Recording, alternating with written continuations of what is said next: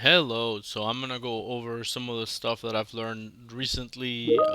Think within the past 6 months, there's been a lot of talk about AI and how well it works. With pairing it with your work and whatnot.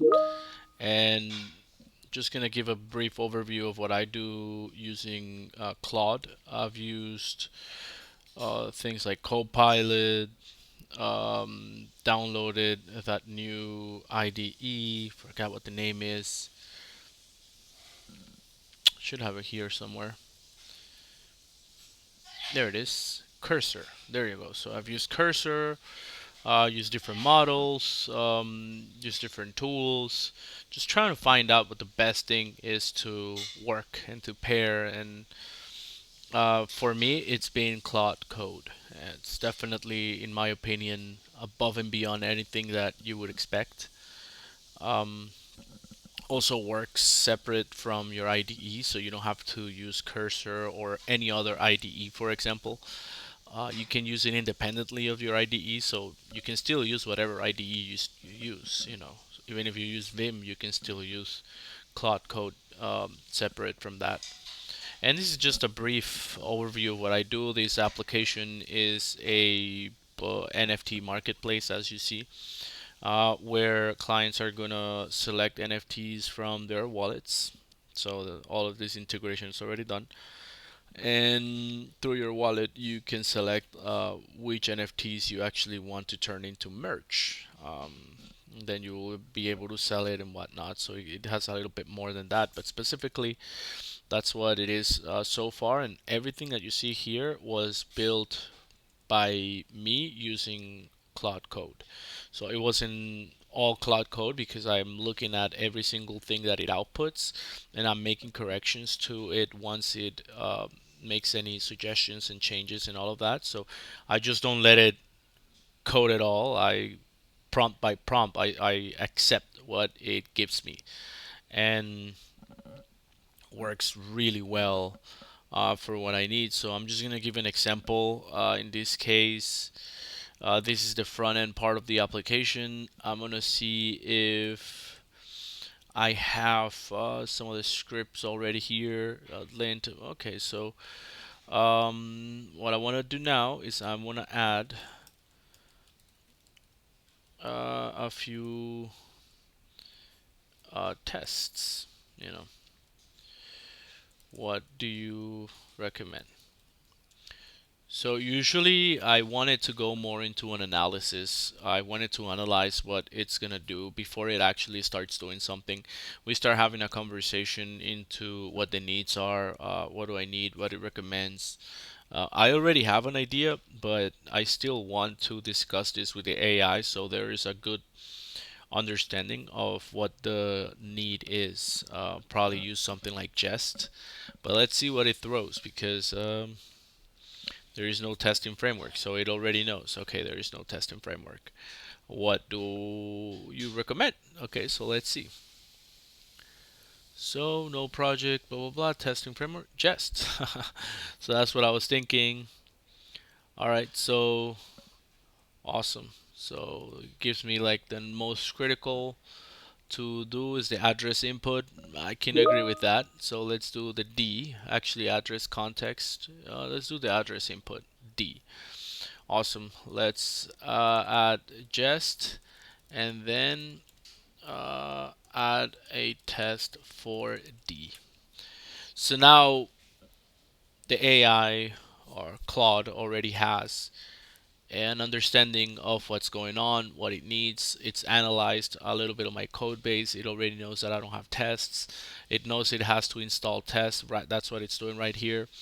I like to use it in this context where I'm being prompted by Claude Code if I want to accept or not.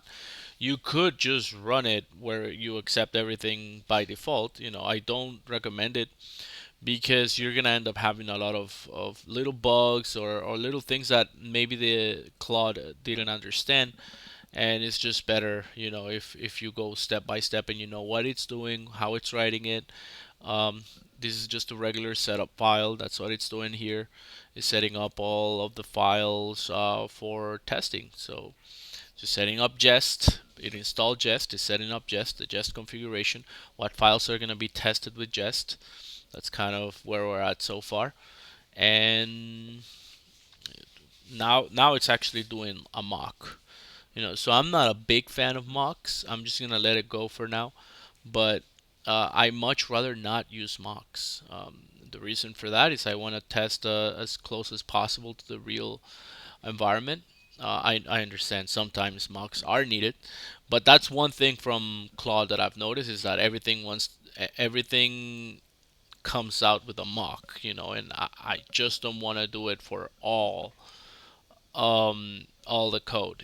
Some stuff makes sense to have mocks, but then what you could have is in the real world, it's gonna fail because the data is a little bit different, as opposed to the mock. That the mock, no matter what you do, it's what you have in the mock. So you could have scenarios where your mock is always right, even if you change data or whatever, and that's gonna be failing on production. So that's what you don't want.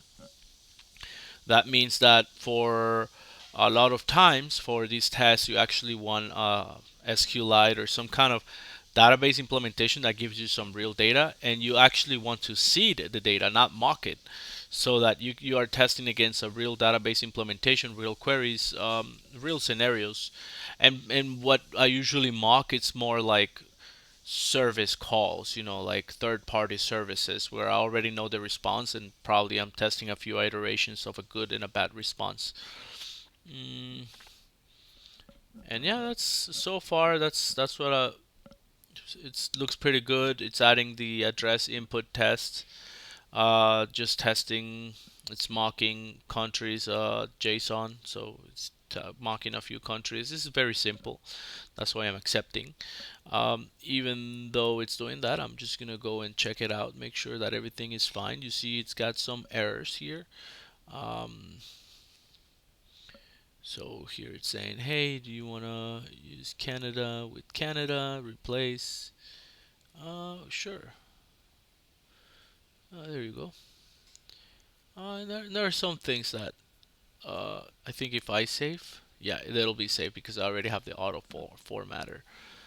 Um, Still have some more issues, but we can go over that as long as it runs. That's basically what I'm going for. But basically, the next time that I go over, I'm gonna do some code optimization. I'm gonna say, hey, this is not working. I actually found an issue, so it's gonna start editing some of this file and adding some of the things that it needs to add in order to correct some of these errors. I bet because it's saying validation error, there's an unknown module, unknown option module, so this is not a real option.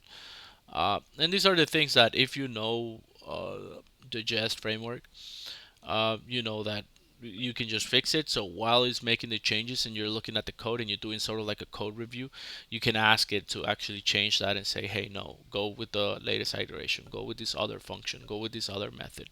This works better. Um, Now it's compacting the conversation. It does take a while, so that's another thing with the AI. It's like you don't want to do everything with the AI. If you know that you can do it quick, you already know what you're doing, or you already have it implemented somewhere else. It's much more efficient if you do it yourself, and then ask the AI to optimize if you need it. If that's the case, but you don't want to fall into a trap where you're actually asking it to do everything for you because it's going to take more than the reason you are using it is because you want it to help you become more efficient, but you can also become slower, less efficient if you rely so much on it. So a lot of this application, yes, I built it with Claude, but at the same time, there were times where I was like, no, Claude, I need to do the work myself. And that's what I did. So things like tests, for example, I think that's something that I will leave the AI to do because I can do multiple test iterations and code it quicker. But other things like actual logic, actual implementation of logic and server calls and that whatnot, I'm probably just, hey, I already have an Axios call or a fetch call. Let me just copy that, paste it, and then if it's a get or a post, whatever, let me just change it out, and have already, because I'm copying and pasting, I already have like how the request looks, what happens in the response, what happens if there's an error and whatnot, how am I gonna handle that error. So that's already in there. So for that stuff, I don't really need the AI. Now it's testing. It's probably a typing mistake fixing it right now. I need to fix something. Yep. So mapping to mapper. Now let me do the testing again. All right. So now it's running. Mm, so it failed. Okay, good. But I know the test is running. I can see the mapping is not working. More tests. Blah blah blah. Nice. So now it's gonna go in, do a little bit more, fix the Google test, but basically I want to stop it here because I think it's already been over the 4 minutes, and this is basically it. I just wanted to do like a really quick explanation into how I use AI, how to use it effectively, and that was pretty much it. But thank you very much, and have a great day.